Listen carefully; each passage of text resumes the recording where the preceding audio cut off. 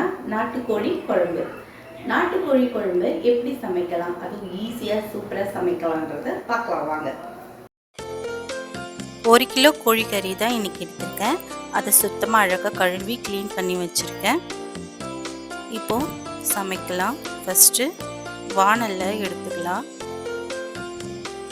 வாணலில் எடுத்து தேவையான மசாலா பொருட்கள் பட்டை, லவங்கம், ஏலக்காய் இதெல்லாம் போட்டு ரொம்ப நேரம் வறுபடாமல் கொஞ்சம் லைட்டாக வறுபட்டுக்கோங்க.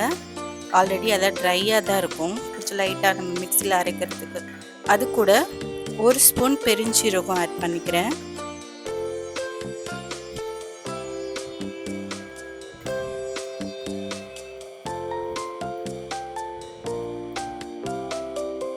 இதெல்லாம் எண்ணெய் போடும் போதே நம்ம அப்படியே போட்டு வதக்கலாம். ஆனால் இந்த மாதிரி வறுத்து போடுறப்போ நல்லாயிருக்கும். வறுத்து அரைச்சி போடலாம், சூப்பராக இருக்கும்.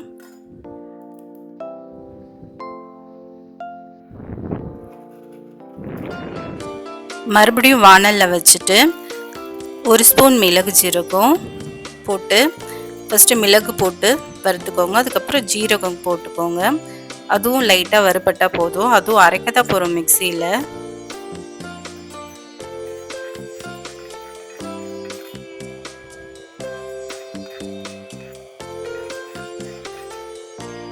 அரைச்சி வச்சு நெக்ஸ்ட்டு நம்ம மசாலாக்கு தேவையான நல்லெண்ணெய் ஆட் பண்ணிக்கலாம். சின்ன வெங்காயம் ஃபஸ்ட்டு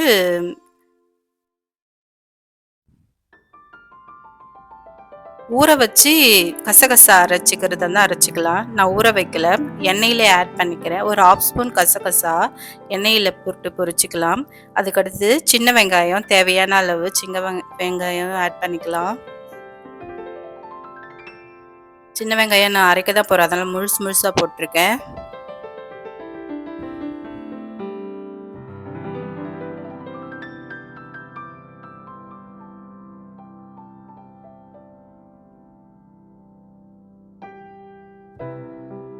இது வெங்காயம் வதங்கினதுக்கப்புறம் தேங்காய் சேர்த்துக்கலாம். தேங்காய் வந்து துண்டு துண்டாக சின்னதாக கட் பண்ணி போட்டிருக்கேன்.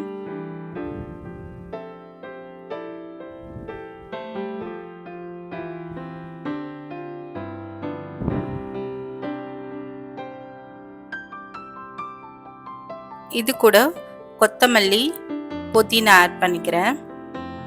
இந்த மாதிரி மசாலா கூட புதினா அரைச்சி போடுறப்போ குழம்பு நல்லா டேஸ்டாக இருக்கும்.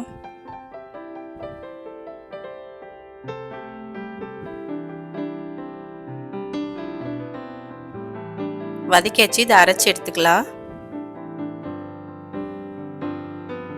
அடுத்தது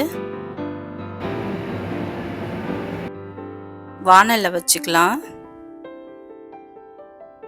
இப்போ நல்லெண்ணெய் ஆட் பண்ணிக்கிறேன். நான் எப்போவுமே நான்வெஜ்ஜுக்கு மீன் குழம்பு அப்புறம் இந்த மாதிரி சிக்கன் செய்கிறப்போ வந்து நல்லெண்ணெய் தான் செய்வேன். கடலை எண்ணெயிலையும் செய்யலாம், ஆனால் நல்லெண்ணெயில் செய்கிறப்போ நல்லாயிருக்கும், டேஸ்ட்டாக இருக்கும். கொஞ்சம் கோழிக்கறி கொஞ்சம் ஹீட்டாக இருக்கிறதுனால நல்லெண்ணெயில் செய்கிறப்போ நல்லது. ஒரு வெங்காயம், பெரிய வெங்காயம் கட் பண்ணி வதக்கிக்கலாம். அதுக்கடுத்து தக்காளி ஆட் பண்ணிக்கோங்க.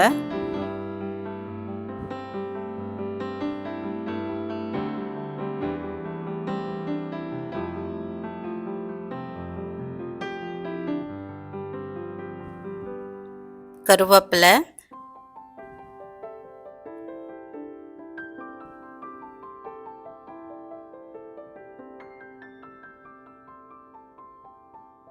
இஞ்சி பூண்டு பேஸ்ட் போட்டுக்கலாம்.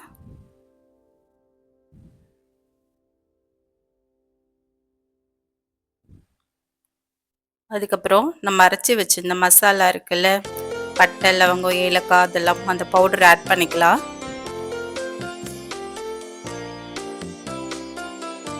மஞ்சத்தூள் போட்டுட்டு அதுக்கப்புறம் அந்த பவுடர் ஆட் பண்ணிக்கலாம்.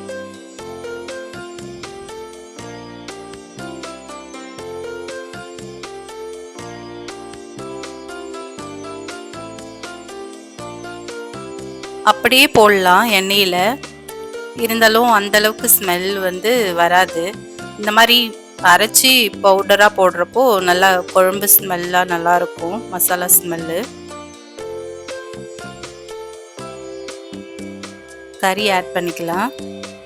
நாட்டுக்கோழி கொஞ்சம் அந்த பாய்லர் கோழியை விட கொஞ்சம் ரஃப்பாக இருக்கும். அதனால் நம்ம கொஞ்சம் ரொம்ப நேரம் வரைக்கும் வதக்கிக்கலாம் நாட்டுக்கோழியை போட்டு.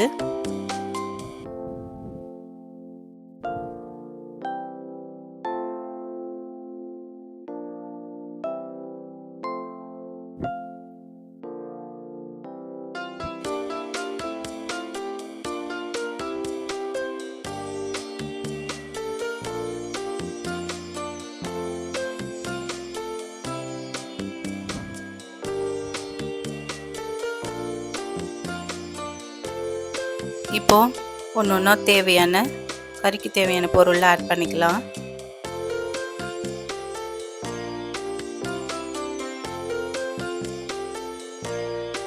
நான் கறிக்கு தேவையான குழம்பு மிளகாத்தூள் ஆட் பண்ணிக்கிறேன்.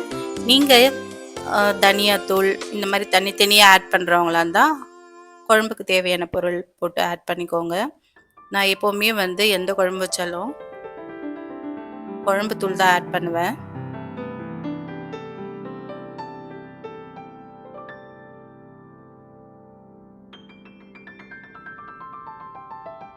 நல்ல மசாலா அந்த ஸ்மெல்லு, அந்த குழம்பு தூள் ஸ்மெல்லு போகிற அளவுக்கு வதக்கிக்கலாம்.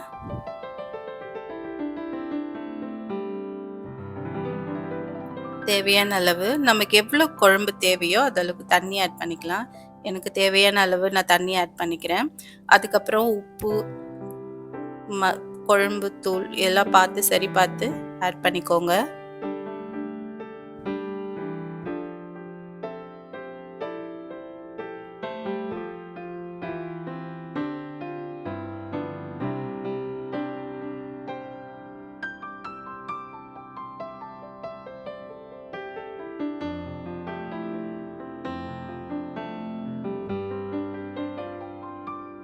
மூடி போட்டு கொஞ்ச நேரம் கொதிக்கட்டும். கொதிச்சதுக்கப்புறம் நம்ம அந்த மசாலா பொருட்கள் வெங்காயம், சின்ன வெங்காயம், தேங்காய் இதெல்லாம் அரைச்சி வச்சுருக்கோம் இல்லையா, அதை ஆட் பண்ணிக்கலாம். உங்களுக்கு தேங்காய் வேண்டாம், எனக்கு பிடிக்காது அப்படின்றவங்க வெங்காயம், முந்திரி பருப்பு இந்த மாதிரி ஏதாவது ஆட் பண்ணிக்கலாம். இல்லைன்னா வெறும் தக்காளி, வெங்காயம் இந்த மாதிரி வதக்கிட்டு கூட ஆட் பண்ணிக்கலாம். நல்லா டேஸ்ட்டாக இருக்கும். உங்களுக்கு இன்னும் வந்து காரம் வேணும் நல்லா அப்படின்னா பச்சை மிளகாய் ஆட் பண்ணிக்கோங்க, நல்லாயிருக்கும். அரைக்கிறப்போ எனக்கு பச்சை மிளகாய் அரைச்சா பிடிக்காது.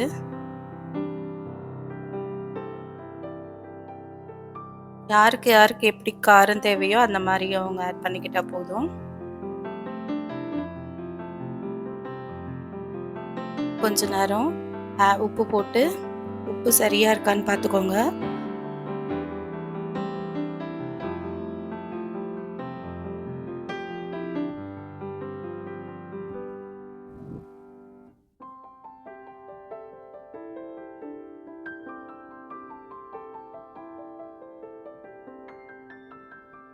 மேலே எண்ணெய் பிரிஞ்சு வர அளவுக்கு கொதிக்கணும். அப்போ தான் குழம்பு கொதிச்சதா அர்த்தம். அந்த மசாலாவை ஸ்மெல்லு எல்லாமே போனதாக அர்த்தம். லாஸ்ட்டாக நம்ம மிளகு ஜீரகம் அரைச்சி வச்சுருந்தோம்ல அதை ஆட் பண்ணிக்கலாம். நாட்டுக்கோழி பொறுத்த வரைக்கும் மிளகு ஜீரகம் போட்டு குழம்பு லாஸ்ட்டாக போட்டிங்கன்னா நல்லாயிருக்கும். கருவேப்பிலை, கொத்தமல்லி போடுறது இருந்தால் போட்டுக்கலாம். கடைசியாக நான் கொத்தமல்லி ஆட் பண்ணிக்கிறேன்.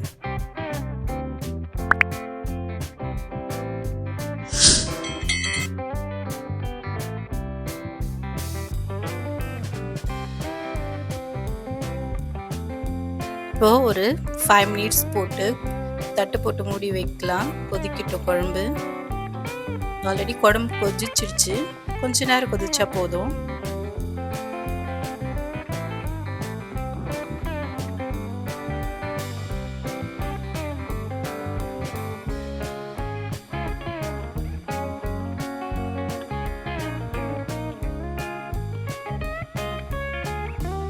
அவ்வளோதாங்க, குழம்பு இறக்கியாச்சு, பாத்திரத்தில் மாற்றி வச்சாச்சு.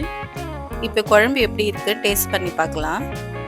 கொஞ்சமாக சாப்பாடு போட்டு நான் குழம்பு எப்படி இருக்குது டேஸ்ட் பண்ணி பார்க்க போகிறேன்.